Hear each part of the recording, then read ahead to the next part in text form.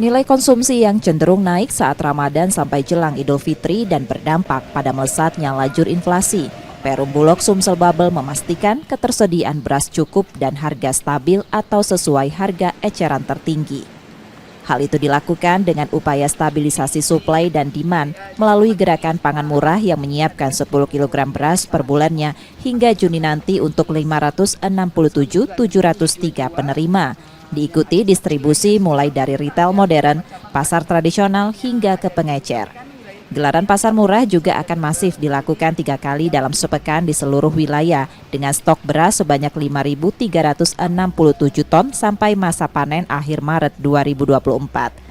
Realisasi gerakan itu mulai dari Januari hingga Februari ini sudah mencapai 14.270 ton yang didistribusikan melalui wilayah kerja yakni meliputi Kabupaten Ogan Komering Ulu, Lahat, Kota Lubuk Linggau, Bangka, dan Belitung.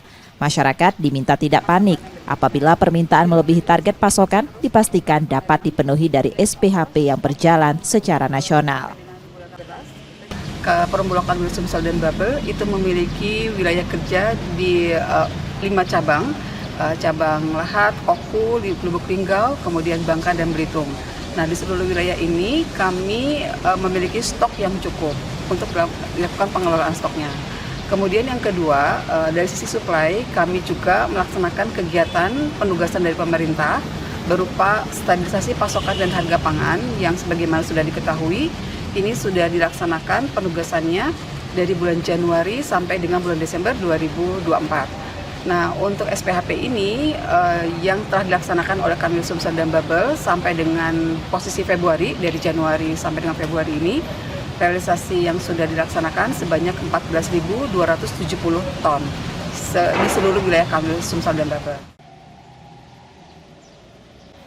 Sebelumnya, dalam catatan BPS Sumsel, harga beras mahal menguasai 33% kenaikan sektor pangan yang menyebabkan biaya hidup tinggi dan menjadi pemicu inflasi tahunan di provinsi ini melejit di angka 3,15%, melebihi nilai nasional sebesar 2,16%.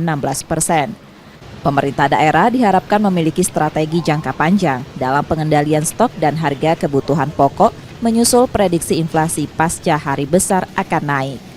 Reski Oktora, Muklas Diferensial, Kompas TV, Palembang, Sumatera Selatan.